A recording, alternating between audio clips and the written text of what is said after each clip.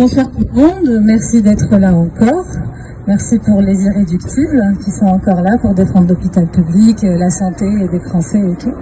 C'est vrai que j'ai toujours trouvé un peu curieux qu'on vienne devant le ministère de l'économie, devant Bercy, pour parler de la santé des Français, pour parler de la dégradation de la qualité des soins. Mais finalement, c'est pas si bizarre que ça, parce que depuis de longues années, les décisions et les arbitrages sur les politiques de santé se font ici. Et comme c'est une aberration ne mène jamais à quelque chose de bien, peut-être sauf dans l'art, mais c'est pas ça. Et ça mène à des aberrations, et cette aberration a mené à des conséquences dramatiques, comme des personnes âgées qui meurent sur des brancards, ou qui restent des jours et des jours sur des brancards, alors qu'on sait que la mortalité augmente de 40% pour chaque nuit passée sur un brancard. Après, c'est des personnes plus jeunes qui meurent aussi sur des brancards, parce qu'il n'y a pas de lit d'hospitalisation, parce qu'il n'y a pas assez de personnel. Il y a aussi la psychiatrie. Je sais pas, est-ce qu'il y a besoin qu'on parle de la psychiatrie et de l'état déplorable dans lequel elle se trouve. Rien que pour exemple, l'hôpital du Mans, il n'y a plus aucun psychiatre. Donc les patients, ils sont en train de errer aux urgences sans que personne ne sache comment les traiter, comment les soigner, en attendant de trouver une place quelque part. Ce qui s'est passé, c'est que les urgentistes se sont mis en grève depuis 3 semaines. Évidemment que ça n'a absolument rien changé et que personne n'en parle, parce que on s'en fout peut-être des patients, c'est peut-être ça la modernité actuelle. Ouais, peut-être qu'ils votent pas, je sais pas. Ouais. Et la pédopsychiatrie, c'est pas mieux. Hier, sur une enquête parlementaire, apparemment, il y a des départements entiers où il n'y a pas un seul pédopsychiatre, où il y en a un par département. En Loire-Atlantique, il y a 120 enfants renvoyés chez eux après une tentative de suicide. Bon, on peut trouver ça normal, mais nous, on ne trouve pas ça normal. Ces enfants n'ont pas réussi, mais il y en a qui réussissent après. Parce qu'on en a connu aussi qui ont fait des tentatives qu'on a renvoyées, qu'on n'a pas soignées, et qui ont réussi par contre la tentative d'après. Qui n'était plus une tentative, qui sont décédés. La pédiatrie, c'est pas mieux. Je rappelle juste que la mortalité infantile augmente d'année en année, alors que c'était pas le cas il y a quelques années encore. Que la mortalité infantile augmente alors qu'elle baisse dans les autres pays européens, que la France fait partie des pays où la mortalité infantile est la plus élevée, et elle en est après l'Italie, après la Grèce. Bon, c'est peut-être normal, moi je trouve pas ça normal. Voilà pour ce qui est ma spécialité un petit peu. Moi je suis cardiopédiatre, je travaille en cardiologie pédiatrique. On a de plus en plus de mal à opérer des patients, donc les chirurgies sont retardées, par manque de personnel, parce qu'il n'y a pas de lit de réanimation, parce qu'il n'y a pas de perfusionniste. Et c'est pas inhabituel qu'on reçoive un mail disant, cher collègue, votre patient un tel a fait un arrêt cardiaque chez lui, qu'on n'a pas pu récupérer, voilà. Ou un coup de fil, bonjour, je suis au domicile de ce patient, ça fait 45 minutes qu'on est en train de masser, on va arrêter et déclarer le décès, pensez-vous qu'il faille une autopsie? Non, il ne faut pas d'autopsie, il n'y a pas besoin. On sait pourquoi il est mort, c'est le système de santé actuel, c'est les politiques de santé qui l'ont tué, on sait pourquoi il est mort. Voilà, pour reparler un tout petit peu, un exemple, la chirurgie cardiaque, comme je disais, on a du mal à opérer des patients, et quand j'en ai parlé du coup au chirurgien, il m'a dit, tu sais, ces mails, j'en reçois un par mois. Quelques semaines après, il m'a dit, maintenant j'en reçois un par semaine, m'apprenant qu'un patient qu'on devait opérer, il est mort en attendant sa chirurgie. Le service, par exemple, le service de chirurgie cardiaque pédiatrique de l'hôpital Necker, le premier service de chirurgie cardiaque pédiatrique de France, je ne sais pas si vous vous en rendez compte, il n'y en a pas un par ville, il y en a près de 6 sur tout le territoire. Il a fermé tout un week-end, il y a quelques mois, du vendredi au lundi matin, par manque de perfusionnistes. Voilà. Bon, vous allez dire, mais qu'est-ce que vous avez fait? C'est vrai, ça, ce qui se passe là est une faillite générale, c'est une faillite de nous tous. Tous, en tant que société, on a failli parce qu'on est arrivé jusque-là que des patients meurent, des enfants meurent, des personnes ne sont pas soignées. Monsieur le maire, peut-être que plutôt que de faire les poches des personnes en ALD, alors juste les personnes en ALD, c'est les personnes qui ont eu des affections longue durée, plutôt que de doubler leur franchise de médicaments, leur franchise de transport conventionné, parce que c'est quoi un patient qui en a aidé? Un patient, c'est par exemple un patient diabétique qu'on a amputé parce qu'on l'a pas traité, bon, parce qu'on l'a pas soigné à temps. C'est peut-être un enfant dialysé 3 fois par semaine. C'est peut-être quelqu'un qui a un AVC et qui a eu un AVC, qu'on n'a pas traité à temps parce que les pompiers ont tourné pendant des heures et qu'ils n'ont pas trouvé de place et que les délais ont été dépassés et qu'il en garde des séquelles à vie et qu'il est hémiplégique.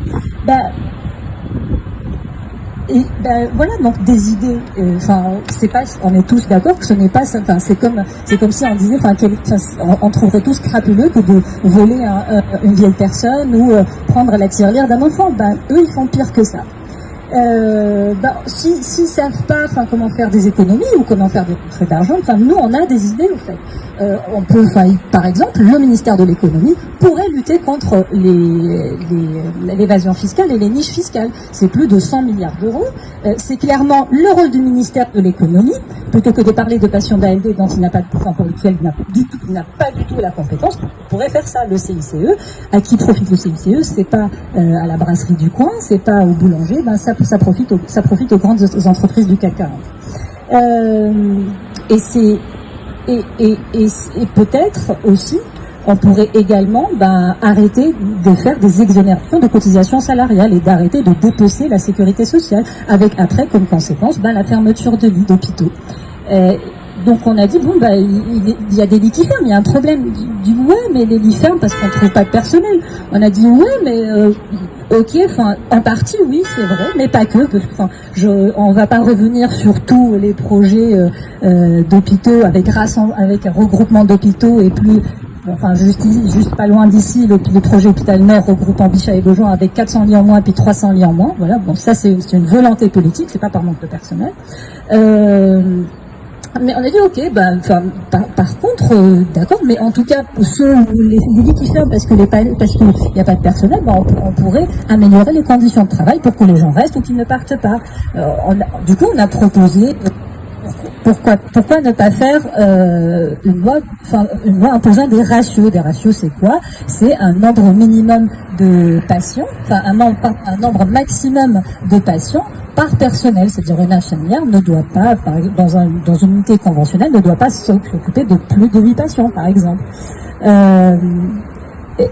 Du coup, ça c'est passé devant le Sénat. Le Sénat a voté pour, on est très content.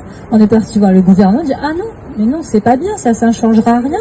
Et en plus, ça risque même d'aggraver les choses. Bon, nous on veut bien qu'on nous explique comment, surtout que dans des pays, dans des États pas des plus marxistes qui existent, juste par exemple la Californie et l'Australie, ont mis en place des ratios et se sont rendus compte que non seulement ça a amélioré la prise en charge des patients, ça a amélioré les conditions de travail des soignants avec un moins de turnover, avec plus de stabilité des équipes, mais bon, tout ça, ça peut-être qu'ils s'en fichent, mais en plus, ça faisait des économies. Voilà, parce que les patients étaient mieux pris en charge, donc il y avait moins de complications, moins d'infections, des durées de séjour plus courtes, moins de réhospitalisation. Voilà, donc nous, on a encore une fois, on a des solutions et on peut en proposer.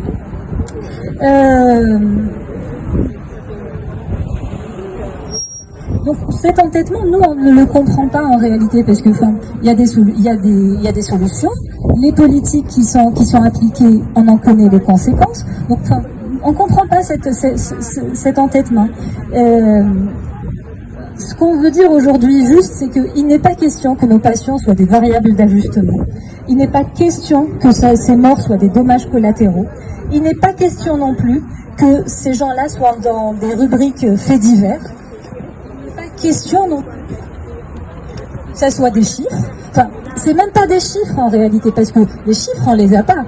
Quand on a parlé de mort aux urgences, quand le syndicat SAMU Urgences de France a parlé de mort aux urgences, on lui a dit non, ça n'existe pas. Puis après on a dit ah oui, mais peut-être que ça, mais si ça existe, c'est parce que les gens vont pour des urgences pour de la bobologie et que le personnel ne sait pas s'organiser. Non, ce n'est ni parce que le personnel ne sait pas s'organiser, ni parce que les gens vont aux urgences pour n'importe quoi. C'est juste le résultat d'une politique de santé qui sont déplorable, et les résultats, on les a, il faut peut-être s'arrêter un jour, et nous, on ne s'arrêtera pas de lutter contre ces politiques-là. Voilà, merci.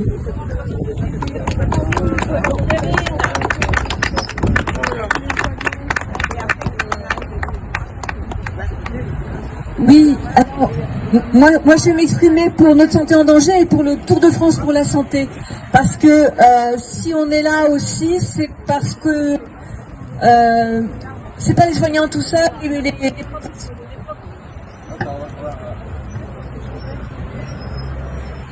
sponsorisé par Martin.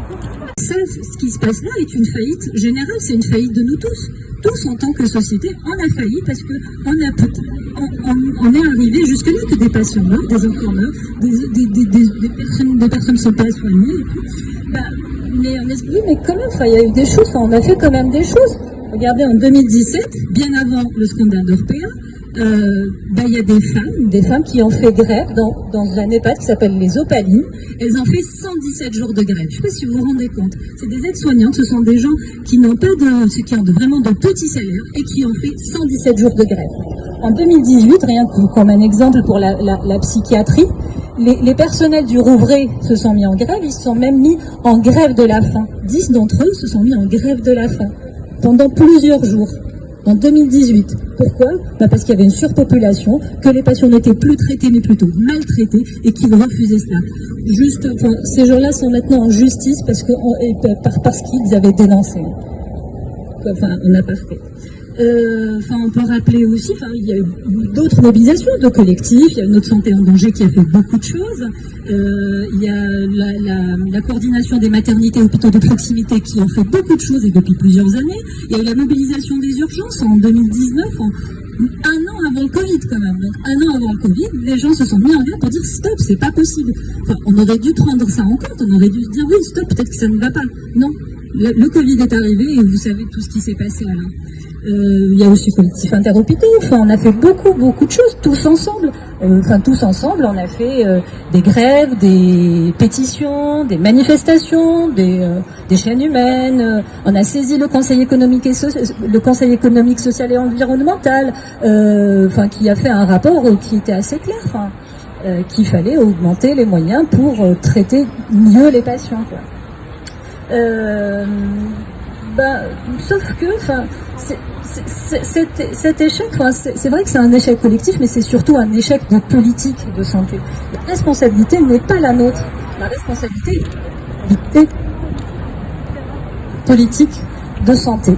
Depuis plusieurs années, on a eu droit à des gens très intelligents pour nous imposer, pas nous expliquer, pour nous imposer des idées plus brillantes les unes que les autres. Donc on a eu droit à la tarification à l'activité avec son hôpital entreprise et où le soin est devenu un produit une marchandise.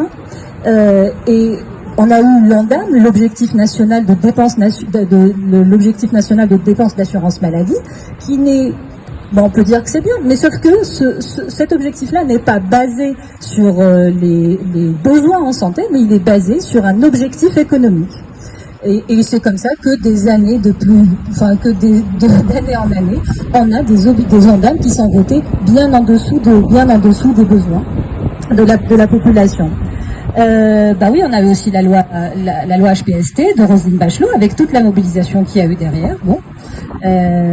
Contre cette loi HPST et on vit les conséquences de cette loi avec les grands regroupements hospitaliers, etc. tous les jours avec les fermetures des hôpitaux.